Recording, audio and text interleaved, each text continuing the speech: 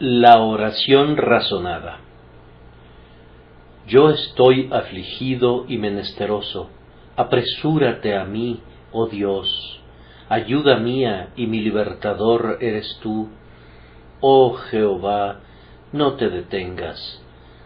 Salmo 75. Los jóvenes pintores en la antigüedad aspiraban a estudiar bajo la guía de grandes maestros. Habían llegado a la conclusión de que podían alcanzar más fácilmente la excelencia si eran admitidos en las escuelas de hombres eminentes. En nuestra época, los seres humanos están dispuestos a pagar grandes sumas de dinero para que sus hijos se conviertan en aprendices o pasantes de quienes desempeñan mejor sus oficios o profesiones.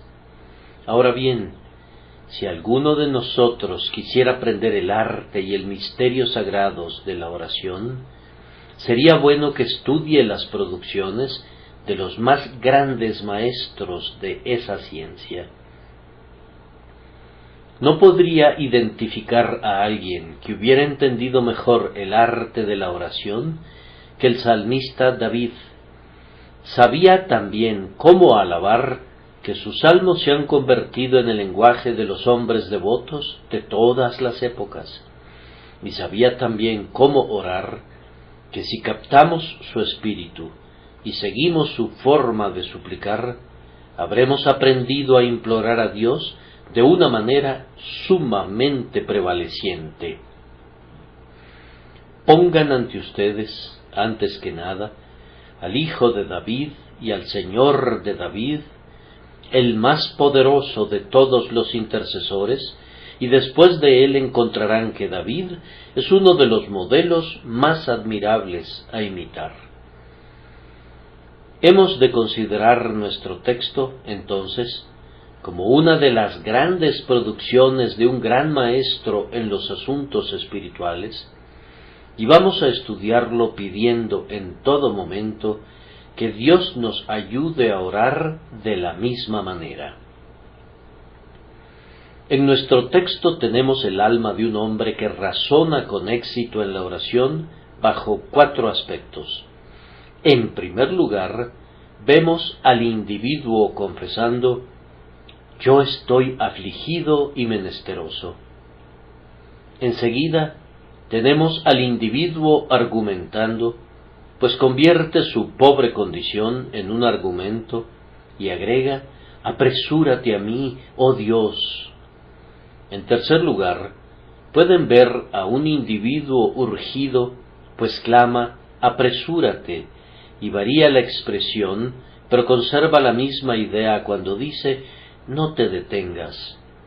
Y en cuarto lugar, se tiene la última visión de un individuo que se aferra a Dios, pues el salmista lo expresa de esta manera: ayuda mía y mi libertador eres tú. De esta manera, con ambas manos, se sujeta de su Dios como para no dejarlo ir hasta obtener una bendición. Iniciando entonces, vemos en este modelo de suplicación a un alma que confiesa. El luchador se desviste antes de entrar en combate, y la confesión cumple la misma función para el hombre que está a punto de razonar con Dios. Alguien que corre en las pistas de la oración no puede esperar ganar, a menos que, por la confesión, el arrepentimiento y la fe, se despoje de todo peso de pecado. Ahora bien, hay que recordar siempre que la confesión es absolutamente necesaria para el pecador cuando busca por primera vez al Salvador. Oh buscador, no es posible que obtengas la paz para tu atribulado corazón mientras no hayas reconocido tu transgresión y tu iniquidad delante del Señor. Puedes hacer todo lo que tú quieras, sí, aún intentar creer en Jesús, pero descubrirás que la fe de los elegidos de Dios no está en ti, a menos que estés dispuesto a hacer una plena confesión de tu transgresión y a desnudar tu corazón delante de Dios. Usualmente no pensamos en realizar donativos de caridad a personas que no reconocen su necesidad. El médico no receta medicinas a quienes no están enfermos. Hay que realizar demasiadas obras necesarias en el mundo como para que emprendamos obras de carácter superfluo, y ciertamente vestir a quienes no están desnudos y dar de comer a quienes no están hambrientos es intentar realizar obras superfluas que no nos traerán ningún crédito. Dios no hará eso. Ustedes han de estar vacíos antes de que puedan ser llenados por Él, y también deben confesar su vacío, o de otra manera, con toda certeza, Él no vendrá a llenar a los que están llenos, ni a levantar a los que ya están lo suficientemente elevados en su propia estima. El ciego, en los evangelios, tenía que sentir su ceguera y sentarse junto al camino mendigando, y si hubiese albergado alguna duda respecto a si era ciego o no, el Señor hubiera pasado de lejos. Él abre los ojos de aquellos que confiesan su ceguera, pero de otros dice: mas ahora, porque decís, vemos, vuestro pecado permanece. A quienes son llevados a Él les pregunta: ¿qué quieres que te haga? Para que su necesidad sea declarada públicamente. Lo mismo ha de hacer con todos nosotros. Tenemos que hacer la confesión o no podremos ganar la bendición. Permíteme que hable especialmente contigo, que deseas encontrar la paz con Dios y la salvación por medio de su preciosa sangre. Harías bien en hacer tu confesión ante Dios de manera muy franca, muy sincera y muy explícita. Ciertamente no tienes nada que ocultar, pues no hay nada que puedas ocultar. Él ya conoce tu culpa, pero quiere que tú la reconozcas, y por tanto te ordena que la confieses. Entra en los detalles de tu pecado en tu examen de conciencia secreto delante de Dios. Despójate de todas las excusas y no intentes disculparte. Di: contra ti solo he pecado y he hecho lo malo delante de tus ojos, para que seas reconocido justo en tu palabra y tenido por puro en tu juicio. Reconoce la maldad del pecado y pídele a Dios que te haga sentirla. No la trates como una nimiedad, pues no lo es. Para redimir al pecador del efecto del pecado, Cristo mismo tuvo que morir, y a menos que tú seas liberado de ese pecado, has de morir eternamente. Por tanto, no juegues con el pecado. No lo confieses como si fuese una falta venial que no habría sido advertida si Dios no hubiese sido demasiado severo. Más bien, esfuérzate por ver al pecado como Dios lo ve, como una ofensa contra todo lo que es bueno, como una rebelión contra todo lo que es amable. Advierte que es una traición, una ingratitud, algo vil y ruin. No creas que puedas mejorar tu condición delante de Dios pintando tu caso con colores más brillantes que los que corresponden realmente. Ennegrécelo. Si fuese posible, ennegrécelo. Pero eso no es posible. Cuando más sientes tu pecado, todavía no lo has sentido ni la mitad. Cuando lo confiesas más plenamente, aún no conoces ni una minúscula fracción de él. Pero, reconócelo con franqueza hasta donde puedas hacerlo, y di: he pecado contra el cielo y contra ti. Reconoce los pecados de tu juventud y de tu madurez, los pecados de tu cuerpo y de tu alma. los pecados de comisión y omisión, los pecados en contra de la ley y las ofensas en contra del Evangelio. Reconoce todo, y ni por un momento trates de negar una sola porción del mal del que la ley de Dios, tu propia conciencia y su Santo Espíritu te acusan justamente. Y, oh alma, si quieres alcanzar la paz y la aprobación de Dios en la oración, confiesa el mal que tu pecado merece. Sométete a cualquier cosa que la justicia divina te sentencia a soportar. Confiesa que el más profundo infierno es lo que mereces, y confiésalo no solo con tus labios, sino con tu alma. Que ésta sea la triste canción salida de lo más íntimo de tu corazón. Si la súbita venganza se apoderara de mi aliento, tengo que declararte justo en la muerte, y si mi alma fuese enviada al infierno, tu justa ley lo aprueba de buen grado. Si estás dispuesto a condenarte, Dios te absolverá. Si estás dispuesto a poner la soga alrededor de tu cuello y a sentenciarte tú mismo, entonces aquel que de otra manera te hubiese sentenciado dirá: te perdono gracias al mérito de mi Hijo. Pero no esperes nunca que el Rey del cielo perdone a un traidor si no está dispuesto a confesar y a abandonar su traición. Aún el padre más tierno espera que el hijo se humille cuando ha ofendido, y no dejará de mostrarle el ceño fruncido mientras no haya dicho, con lágrimas en los ojos: Padre, he pecado. ¿Te atreves a esperar que Dios se humille ante ti? ¿Y acaso no sucedería eso si no te constriñera a humillarte ante Él? ¿Quieres que Él disimule tus faltas y tolere tus transgresiones? Él tendrá misericordia, pero a la vez es santo. Él está dispuesto a perdonar, pero no a tolerar el pecado, y por esa razón no puede permitir que seas perdonado si sigues acariciando tus pecados, o si haces alarde diciendo: no he pecado. Apresúrate entonces, oh buscador, apresúrate al propiciatorio, te lo ruego, con esto en tus labios: soy pobre y menesteroso, soy pecador, estoy perdido, apiádate de mí.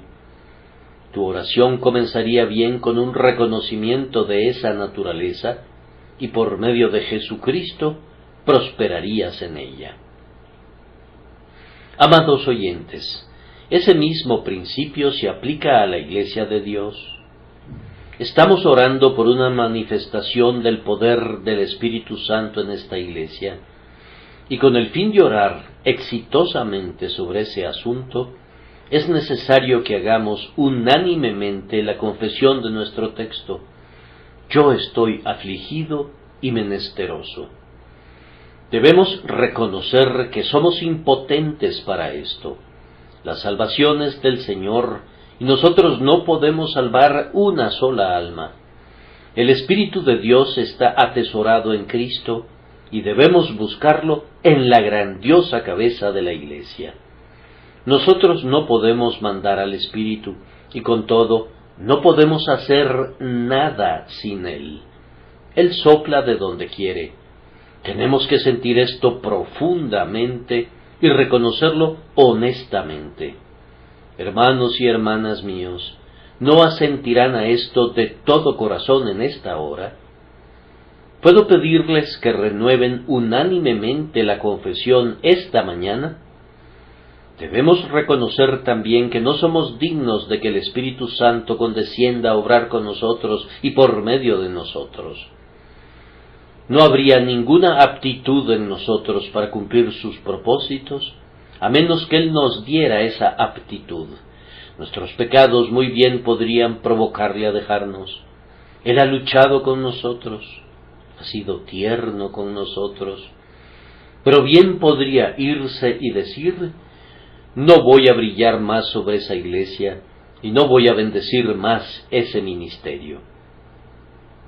Hemos de sentir nuestra indignidad, Será una buena preparación para elevar una oración sincera, pues observen, hermanos, que antes de bendecirla, Dios quiere que su iglesia sepa que la bendición viene enteramente de Él. No con ejército, ni con fuerza, sino con mi espíritu, ha dicho Jehová de los ejércitos. La carrera de Gedeón fue sumamente notable. Comenzó con 2 señales sobremanera instructivas. Yo creo que nuestro Padre Celestial quiere que todos nosotros aprendamos la mismísima lección que le enseñó a Gedeón, y una vez que hayamos dominado esa lección, nos usará para sus propósitos. Ustedes recordarán que Gedeón puso un vellón de lana en la era, y en la mañana todo estaba seco alrededor del vellón, y solamente el vellón estaba empapado. Dios había saturado de rocío solamente el vellón, de tal manera que podía exprimirse, y su humedad no se debía a que había sido colocado en un lugar apropiado, pues toda la otra tierra alrededor estaba seca. Él quiere que aprendamos que si el rocío de su gracia llenara a cualquiera de nosotros con su humedad celestial, no sería por estar en el suelo de la era de un ministerio al que Dios bendice usualmente, o por estar en una iglesia que el Señor visita con su gracia. Antes bien, nos tiene que hacer ver que las visitaciones de su Espíritu son los frutos de la gracia soberana del Señor y los dones de su infinito amor, y no algo que resulta de la voluntad del hombre ni por el hombre. Pero luego el milagro fue invertido, pues, tal como dice el señor Thomas Fuller, los milagros de Dios son susceptibles de ser volteados al revés y verse tan gloriosos de una manera como de la otra. A la noche siguiente el vellón quedó seco, y en toda la tierra alrededor hubo rocío, pues los escépticos habrían podido decir, sí, pero un vellón atrae naturalmente la humedad, y si hubiera alguna humedad en el aire, lo más probable es que fuese absorbida por la lana. Pero, he aquí, en esta ocasión, el rocío no estaba donde se hubiera esperado, aunque estaba depositado densamente en todo el suelo vecino. La piedra está empapada y el vellón está seco.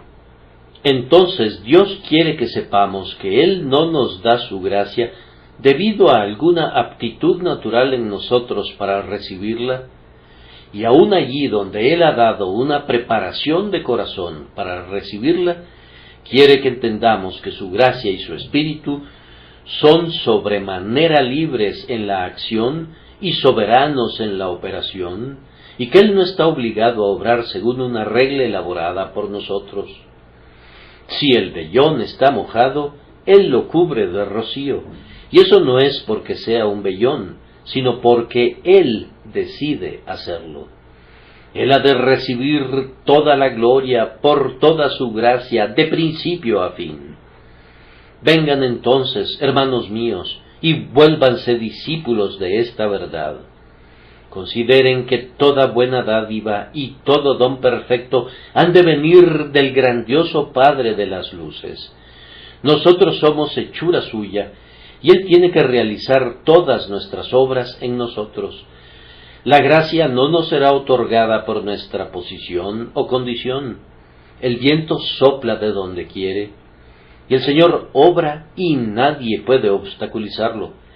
Pero si Él no obrase, la labor más poderosa y de mayor celo sería vana. Es muy significativo que antes que Cristo alimentara a la multitud, hizo que los discípulos realizaran un inventario de todas sus provisiones. Era bueno hacerles ver cuán desabastecida estaba la despensa, pues entonces, cuando las multitudes fueran alimentadas, no podían decir que la canasta los había alimentado, ni que el muchacho lo hubiera hecho. Dios hará que sintamos cuán escasos son nuestros panes y cuán pequeños son nuestros peces, y nos forzará a preguntar, ¿qué es esta cantidad para tantos? Cuando el Salvador mandó a sus discípulos que echaran la red a la derecha de la barca y arrastraron en ella tal cantidad de peces a tierra, no obró el milagro mientras no hubieran confesado que habían trabajado toda la noche y que no habían pescado nada. Así les enseñaba que el éxito de su pesca dependía del Señor, y que no era su red, ni su forma de arrastrarla, ni su arte y su destreza de manejar sus barcos, sino que su éxito venía completa y enteramente de su Señor. Hemos de llegar a esto mismo, y entre más pronto lo hagamos, será mejor. Antes de que los antiguos judíos guardaran la Pascua, observen lo que hacían. Debían conseguir pan sin levadura y debían comer el cordero pascual, pero no había pan sin levadura ni cordero pascual mientras no se hubieran purificado de la vieja levadura. Si tú tienes alguna vieja fortaleza y confianza en ti mismo, si tienes cualquier cosa que sea tuya propia y está, por tanto, leudada, debe ser eliminada de inmediato. La despensa tiene que estar vacía antes de que pueda caber la provisión celestial, y cumplido eso, ya se puede guardar la Pascua espiritual. Doy gracias a Dios cuando nos limpia. Bendigo su nombre cuando nos lleva a sentir nuestra pobreza de alma como iglesia, pues entonces es segura la llegada de la bendición. Tal vez otra ilustración nos muestre esto más claramente todavía. Contemplen a Elías junto a los sacerdotes de Baal en el Carmelo.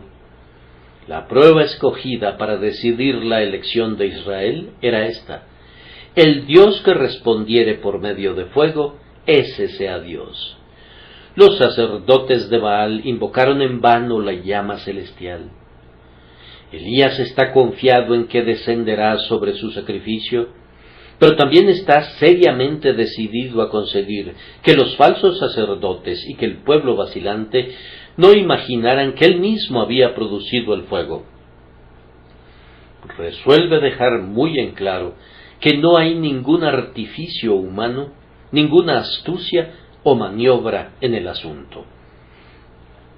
Debe ser notorio que la llama es del Señor y sólo del Señor.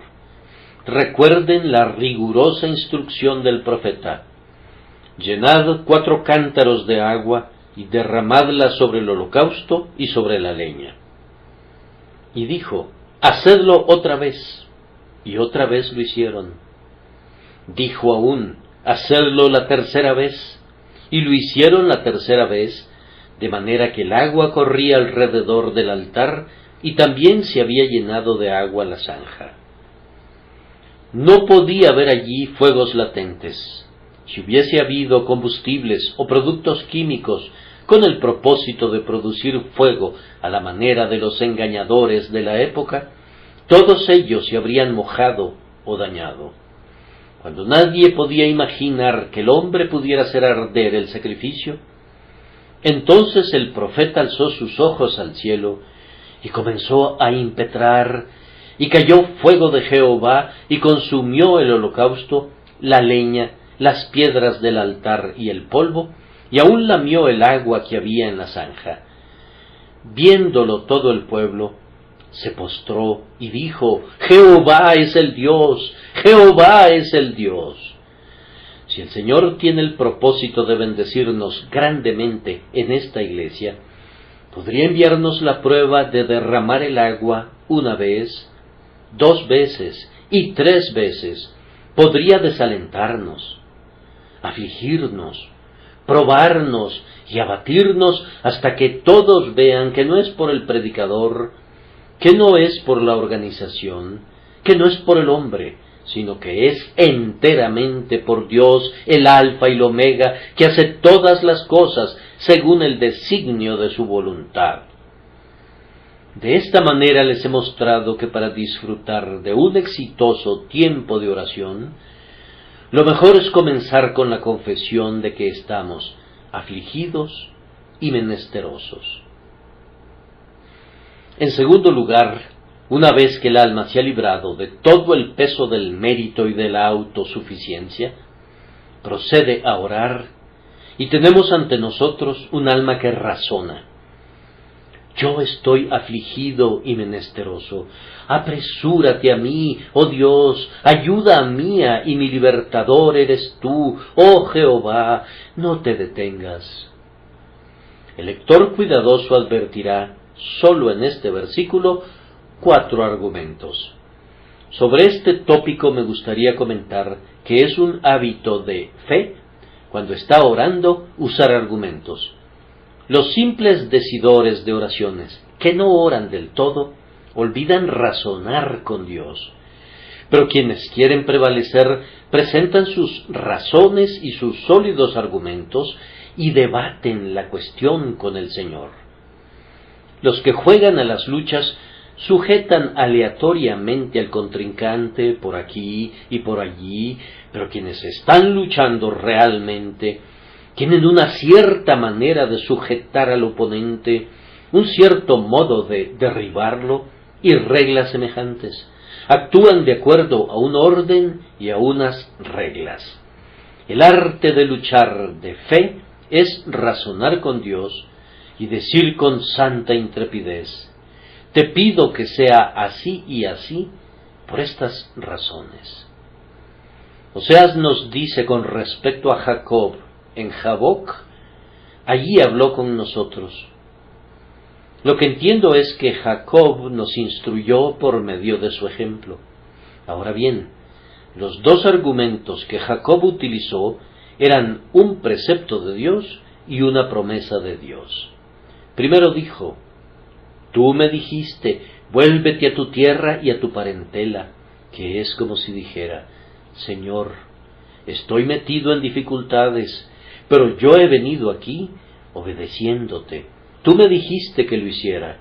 Entonces, puesto que tú me mandaste venir aquí a meterme en los propios dientes de mi hermano Esaú, que viene a mi encuentro como un león, Señor, tú no podrías faltar a tu palabra poniéndome en peligro y dejándome en él. Ese era un razonamiento juicioso y prevaleció con Dios. Entonces Jacob también blandió una promesa: y tú has dicho, yo te haré bien. Es una manera magistral de razonar entre hombres, cuando puedes retar a tu oponente con sus propias palabras. Podría citar a otras autoridades y él podría responderte: niego su fuerza. Pero cuando citas las propias palabras del individuo mismo, lo aniquilas por completo. Cuando le recuerdas su propia promesa, tiene 2 opciones. O confiesa que es incumplido y voluble, o sostiene que sigue siendo el mismo y que es fiel a su palabra, y entonces lo has atrapado. Logras lo que quieras de él. Oh, hermanos, aprendamos a alegar así los preceptos, las promesas y cualquier otra cosa que pudiese servirnos, pero tengamos siempre a mano algo que nos sirva de argumento. No consideren haber orado a menos que hayan argumentado, porque la argumentación es la médula misma de la oración. El que razona conoce bien el secreto de la prevalencia con Dios, especialmente si argumenta la sangre de Jesús, pues eso abre la cerradura del tesoro del cielo. Muchas llaves sirven para abrir muchos candados, pero la llave maestra es la sangre y el nombre de aquel que murió, pero que resucitó y que vive para siempre en el cielo para salvar perpetuamente. Los argumentos de fe son abundantes, y eso está muy bien, pues fe está colocada en diversas situaciones y necesita de todos los argumentos. Fe tiene muchas necesidades y, contando con una excelente visión, percibe que hay argumentos que deben ser empleados en cada caso. Por tanto, no les diré todos los argumentos de fe, y solo voy a mencionar unos cuantos, suficientes para hacerles ver cuán abundantes son. Fe aducirá todos los atributos de Dios. Porque tú eres justo, perdona a esta alma por quien murió el Salvador. Porque tú eres misericordioso, borra mis transgresiones. Porque tú eres bueno, revela tu liberalidad a tu siervo. Tú eres inmutable, tú has hecho así y así a otros siervos tuyos, haz igual conmigo. Tú eres fiel, ¿acaso puedes incumplir tu promesa o puedes quebrantar tu pacto? Vistas correctamente, todas las perfecciones de la deidad pueden convertirse en argumentos para fe. Fe argumentará intrépidamente todas las misericordiosas relaciones de Dios. Fe le dirá: ¿no eres tú el Creador? ¿Desampararás la obra de tus propias manos? ¿No eres el Redentor? Tú que redimiste a tu siervo, ¿me desecharás? Fe usualmente se deleita en echar mano de la paternidad de Dios. Este es generalmente uno de sus argumentos primordiales. Cuando lo saca a relucir, gana la partida. Tú eres un padre, y nos disciplinarás como si quisieras matar. Eres un padre, y no proveerás. Eres un padre, y no tienes compasión, y no tienes entrañas de conmiseración. Eres un padre, y podrías negar lo que te pide tu propio hijo. Siempre que estoy impresionado con la majestad divina, y por lo mismo, tal vez un poco desanimado en la oración, encuentro que un remedio rápido y consolador es recordar que aunque Él es un gran Rey, y que es infinitamente glorioso, yo soy su hijo, y prescindiendo de quien sea el Padre, el Hijo puede ser siempre intrépido con su Padre.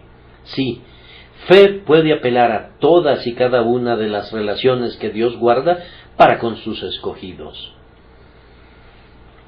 Fe también puede atosigar al cielo con las promesas divinas. No necesito extenderme aquí, pues yo confío que ustedes hacen esto continuamente. Cuando puedan hacer ver al propio Señor la palabra suya, por decirlo así, eso está muy bien. Este es el argumento vencedor. Haz conforme a lo que has dicho.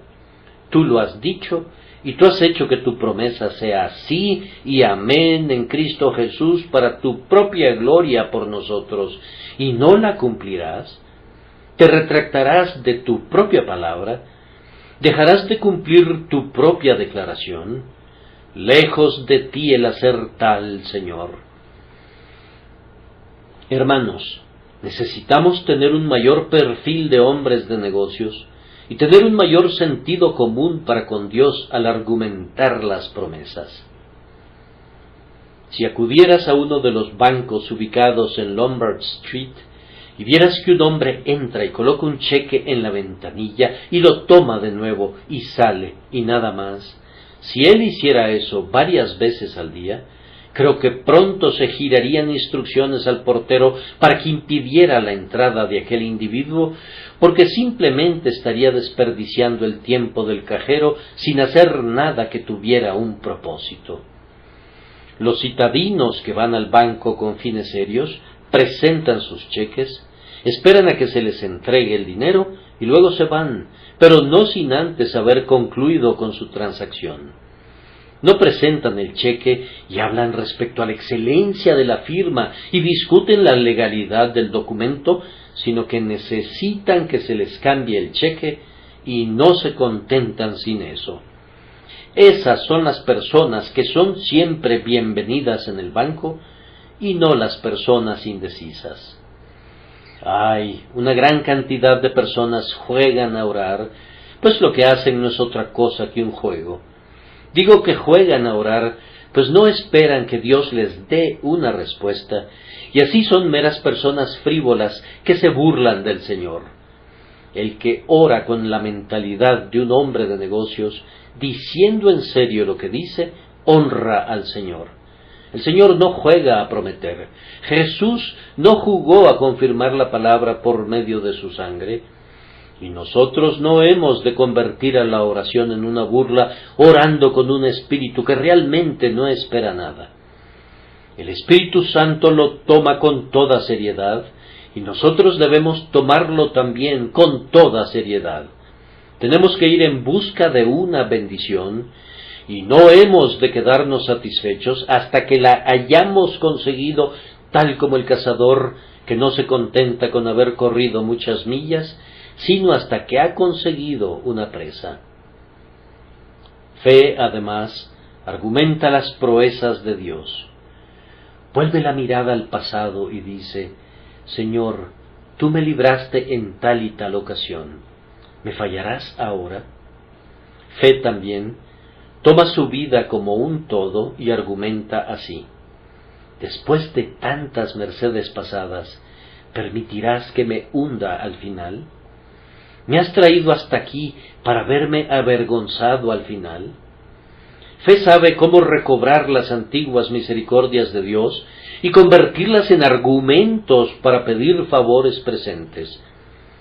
Pero el tiempo se nos agotaría si yo procurara mostrar siquiera fuera una milésima parte de los argumentos de fe. Algunas veces, sin embargo, los argumentos de fe son muy singulares, como en este texto. De ningún modo se conforma a la altiva regla de la naturaleza humana, pues argumenta lo siguiente: yo estoy afligido y menesteroso. Apresúrate a mí, oh Dios. Es como otra oración de David: perdona mi iniquidad, porque es grande. No es una costumbre de los hombres impetrar de esa manera. Dicen: Señor, apiádate de mí, pues no soy un pecador tan malo como otros. Pero fe lee las cosas bajo una luz más realista y basa sus argumentos en la verdad. Señor, debido a que mi pecado es grande y tú eres un grandioso Dios, haz que tu gran misericordia sea engrandecida en mí. Ustedes conocen la historia de la mujer sirofenicia. Es un gran ejemplo de la ingeniosidad del razonamiento de fe. Ella acudió a Cristo para suplicar por su hija, mas Él no le contestó ni una sola palabra. ¿Qué creen que dijo el corazón de ella?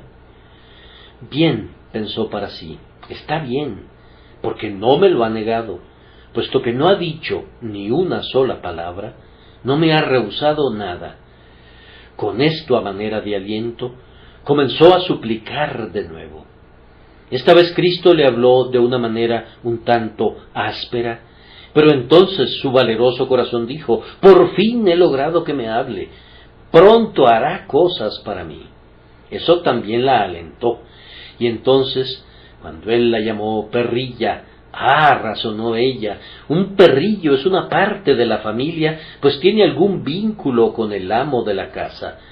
Aunque no toma alimentos de la mesa, obtiene las migajas que caen de la mesa, y así ahora te tengo a ti, grandioso Señor, aunque yo sea una perrilla. La gran misericordia que te pido, grande como lo es para mí, es sólo una migaja para ti. Te imploro que me la concedas. ¿Podría dejar de conseguir su súplica? Imposible. Cuando fe quiere algo, siempre encuentra la manera y conseguirá lo que quiere, aunque todas las cosas anuncien la derrota.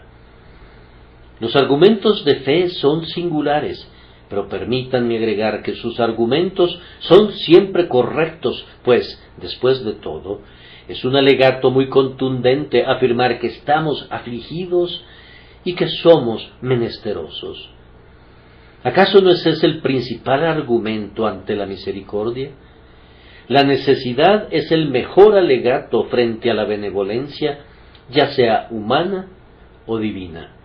¿Acaso no es nuestra necesidad la mejor razón que pudiéramos blandir? Si quisiéramos que un médico acudiera rápidamente a visitar a un enfermo, le diríamos: doctor, no se trata de un caso común, el paciente está al borde de la muerte, vaya a verlo, vaya rápidamente. Si quisiéramos que los bomberos de nuestra ciudad se apresuraran a apagar un incendio, no deberíamos decirles: apúrense, aunque solo se trata de un pequeño incendio. Por el contrario, les decimos que se trata de una casa vieja, repleta de materiales combustibles, y que corren rumores de que hay gasolina y pólvora almacenadas en la propiedad. Además, está ubicada cerca de un depósito de madera, y hay muchas casitas de madera alrededor, y en poco tiempo tendremos a media ciudad en llamas. Pintamos el peor cuadro que podamos. Oh, que tuviéramos sabiduría para poder ser igualmente sabios en la argumentación con Dios, para encontrar razones en todas partes y encontrarlas especialmente en nuestras necesidades. Hace 2 siglos se decía que el oficio de la mendicidad era el más fácil de ejercer, pero que era el peor pagado. No estoy muy seguro de lo segundo en estos tiempos, pero ciertamente el oficio de mendigo ante Dios es duro e indudablemente es el mejor retribuido en el mundo. Es muy digno de notarse que los que piden limosna a los hombres tienen usualmente abundantes argumentos a mano. Cuando un hombre la está pasando muy mal y se está muriendo de hambre, usualmente puede encontrar una razón para pedir la ayuda de cualquier persona que pudiera proporcionársela. Supongan que se tratara de una persona a la que ya le debiera mucho. Entonces, la pobre criatura argumentaría lo siguiente: ¿puedo pedirle de nuevo sin riesgo?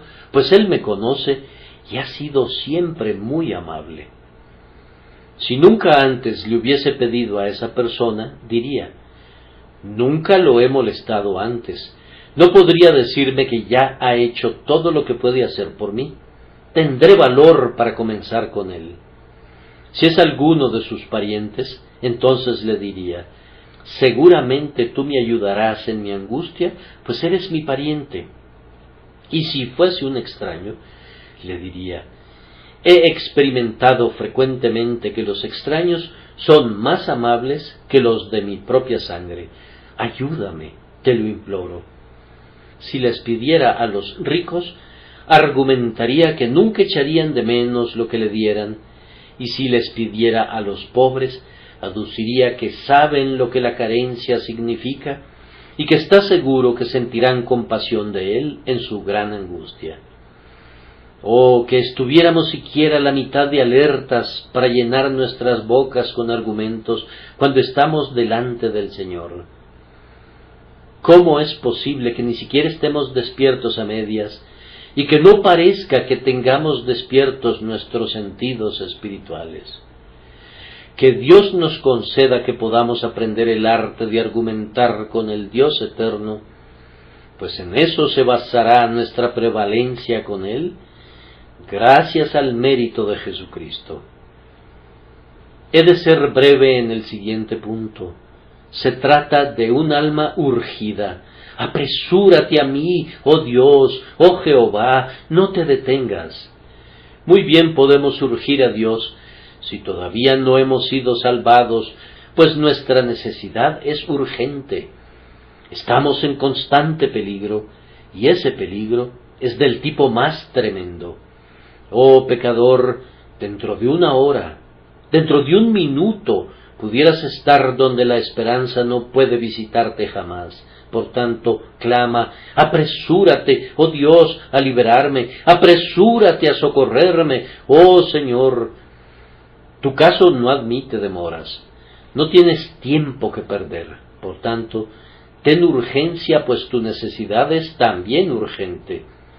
Y recuerda que si realmente tienes un sentido de necesidad y el Espíritu de Dios está operando en ti, tú deberías tener urgencia y la tendrás. Un pecador ordinario se puede contentar con esperar, pero un pecador vivificado necesita misericordia ahora. Un pecador muerto se queda quieto, pero un pecador vivificado no puede descansar mientras el perdón no sea sellado en su alma. Si tienes urgencia esta mañana, me alegro de ello, porque tu urgencia así confío, surge de la posesión de la vida espiritual. Cuando ya no puedas vivir más sin un Salvador, el Salvador vendrá a ti y tú te regocijarás en él. Hermanos miembros de esta iglesia, tal como lo dije en otro punto, la misma verdad es válida para ustedes. Dios vendrá para bendecirlos y vendrá prontamente cuando su sentido de necesidad se vuelva profundo y urgente. Oh, cuán grande es la necesidad de esta iglesia. ¿Nos enfriaremos? ¿Nos alejaremos de la santidad? ¿Nos volveremos mundanos? ¿No habrá conversiones? ¿Nuestros números no aumentarán? ¿Habrá disminuciones? ¿Habrá divisiones? ¿Habrá males de todo tipo? Satanás se regocijará y Cristo será deshonrado, a menos que obtengamos una mayor medida del Espíritu Santo. Nuestra necesidad es urgente, y cuando sintamos esa necesidad cabalmente, entonces obtendremos la bendición que necesitamos. ¿Acaso dice algún espíritu triste, estamos en una condición tan mala que no podemos esperar una gran bendición? Yo respondo que si fuésemos peores, tal vez la obtendríamos más rápido. No quiero decir si realmente lo fuéramos, pero que si sintiéramos que somos peores, estaríamos más cerca de la bendición. Cuando nos lamentamos porque estamos en una condición indebida, entonces clamamos más vehementemente a Dios y viene la bendición. Dios nunca rehusó ir con Gedeón porque no tuviera suficientes hombres valientes con él. Más bien hizo una pausa porque el pueblo era demasiado numeroso. Los redujo del número de miles a centenas y disminuyó todavía las centenas antes de darles la victoria. Cuando sientes que tienes que tener la presencia de Dios, pero que no la mereces, y cuando la conciencia de eso te abate hasta el polvo, entonces la bendición te será otorgada.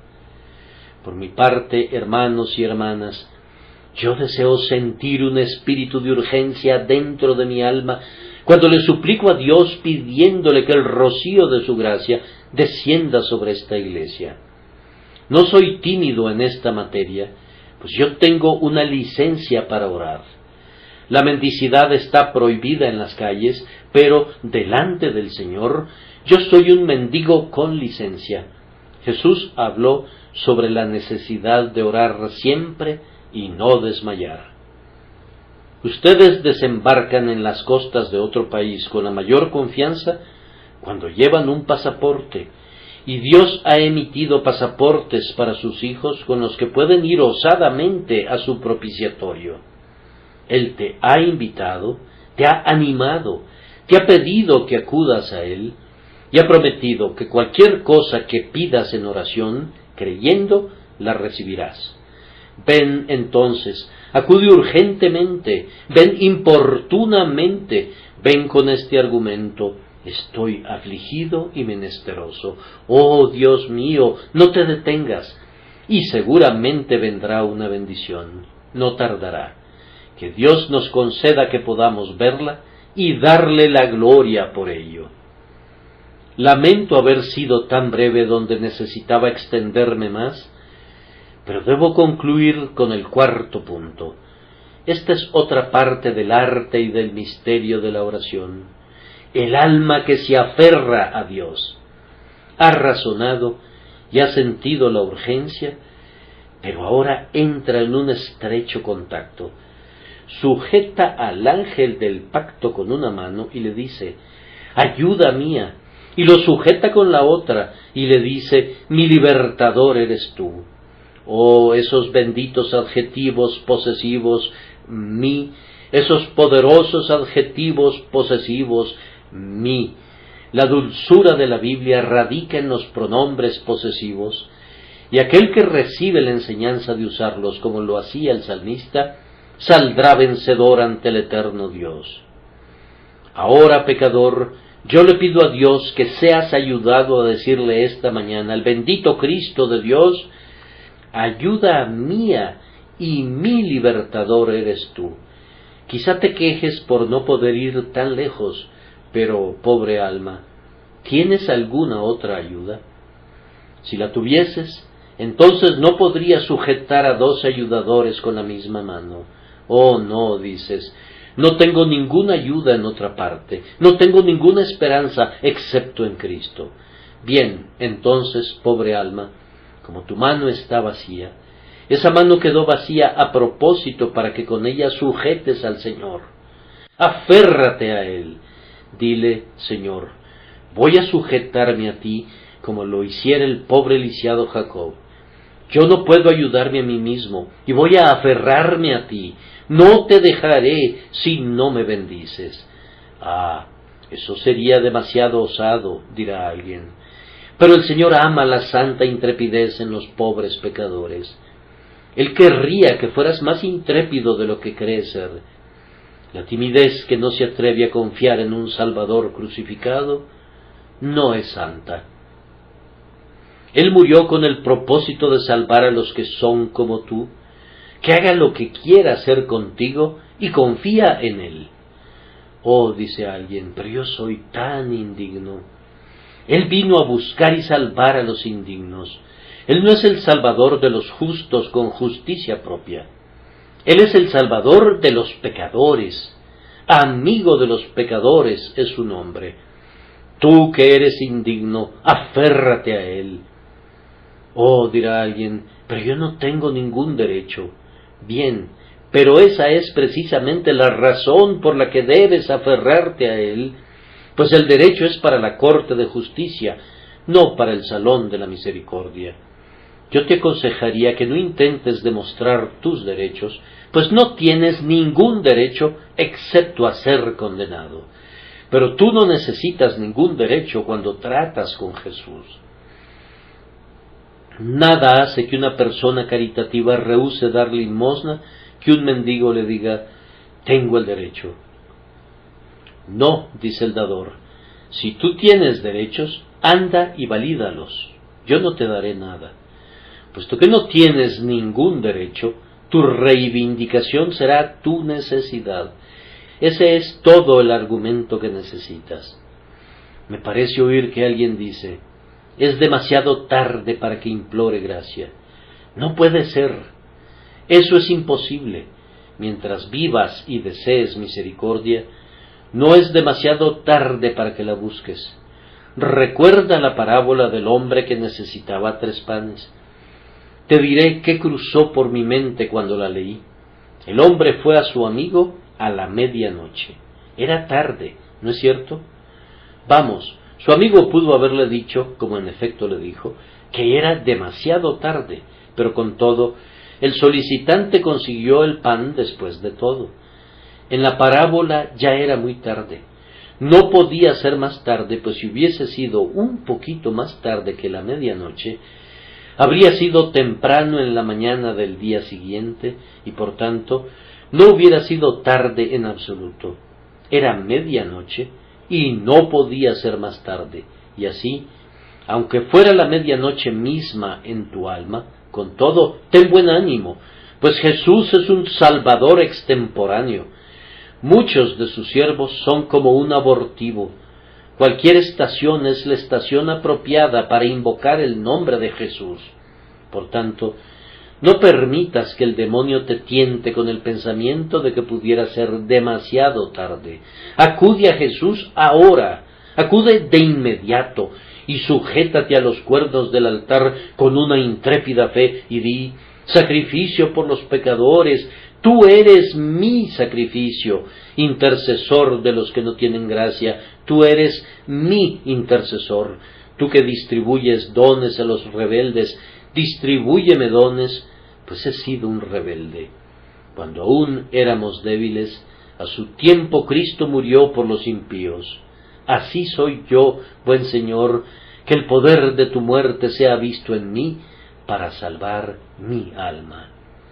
Oh, ustedes que han sido salvados y por tanto que aman a Cristo, quiero que ustedes, amados hermanos, como santos de Dios, practiquen esta última parte de mi tema y que se aseguren de aferrarse a Dios en oración. Ayuda mía y mi libertador eres tú. Como Iglesia confiamos plenamente en el poder de Dios y no podemos hacer nada sin Él, pero no tenemos la intención de estar sin Él y nos sujetaremos a Él firmemente. Ayuda mía y mi libertador eres tú. Hubo un muchacho en Atenas, según una vieja historia, que solía jactarse de que él gobernaba a toda Atenas, y cuando le preguntaban cómo lo hacía, respondía: pues bien, yo gobierno a mi madre gobierna a mi padre, y mi padre gobierna la ciudad. Aquel que sabe dominar la oración, gobernará el corazón de Cristo, y Cristo puede y quiere hacer todas las cosas por su pueblo, pues el Padre ha encomendado todas las cosas en sus manos. Tú puedes ser omnipotente si sabes cómo orar, omnipotente en todas las cosas que glorifican a Dios. ¿Qué dice la propia palabra? Eche mano de mi poder. La oración mueve el brazo que mueve el mundo. Oh, que recibamos gracia para sujetar al amor todopoderoso de esta manera. Necesitamos una oración que se amarre firmemente, una oración que realice más jalones y agarrones, una oración luchadora que diga: no te dejaré ir. Ese cuadro de Jacob en Jaboc bastará para que concluyamos. El ángel del pacto está allí, y Jacob necesita una bendición de él, pero las negativas no le servirán a Jacob. El ángel se esfuerza por escapar de él, y jalonea y lucha. Puede hacer eso, pero ningún esfuerzo suyo hará que Jacob relaje su agarre. Al final el ángel pasa de la lucha ordinaria a herir a Jacob en el propio asiento de la fuerza, y Jacob está dispuesto a perder su muslo y a perder sus miembros, pero no dejará que el ángel se vaya. La fortaleza del pobre hombre se reduce bajo el golpe que marchita, pero él sigue siendo fuerte en su debilidad. Rodea con sus brazos al hombre misterioso y lo sujeta como con un abrazo mortal. Entonces el otro dice: déjame ir, porque el día ya amanece. Noten bien que no se lo quitó de encima con fuertes sacudidas, sino que únicamente le dijo: déjame ir. El ángel no quiere hacer nada para lograr que lo suelte, sino que deja que actúe según su voluntad. El valiente Jacob exclama: no, yo tengo un objetivo, estoy resuelto a conseguir una respuesta a mi oración. No te dejaré ir si no me bendices. Ahora bien, cuando la Iglesia comienza a orar, pudiera ser que al principio el Señor haga como si quisiera seguir adelante, y podríamos temer que no recibiremos ninguna respuesta. Manténganse firmes, queridos hermanos. Sean constantes e inamovibles a pesar de todo. Pudiera ser que más tarde, poco a poco, vengan desalientos allí donde esperábamos un éxito rotundo. Descubriremos que algunos hermanos ponen obstáculos, que otros estarán dormitando y que otros se entregarán al pecado. Abundarán las almas rebeldes e impenitentes, pero no hemos de desviarnos. Hemos de tener una mayor avidez, y si llegase a suceder que nosotros mismos nos descorazonemos y desalentemos y sintamos que nunca antes habíamos estado tan débiles como ahora, no se preocupen, hermanos, manténganse aferrados, pues cuando el músculo se encoge, la victoria está cerca. Sujétense con una mayor fuerza que nunca. Sea esta nuestra resolución: no te dejaré ir si no me bendices. Recuerden que mientras más demore en venir la bendición, más rica será cuando llegue. Lo que se gana con presteza mediante una sola oración es algunas veces solo una bendición de segunda clase, pero lo que es ganado después de una estira y encoge desesperado y de muchos esfuerzos tremendos es una bendición plena y preciosa. Es siempre hermoso contemplar a los hijos de la importunidad. La bendición que nos cuesta la máxima oración valdrá más. Si somos perseverantes en la suplicación, ganaremos una bendición más amplia y de mayor alcance para nosotros mismos, para las iglesias y para el mundo. Yo quisiera que estuviera en mi poder motivarlos a todos ustedes a una oración más ferviente, pero debo dejar eso al grandioso autor de toda verdadera suplicación, es decir, al Espíritu Santo. Pedimos que obre en nosotros poderosamente por Jesucristo nuestro Señor. Amén.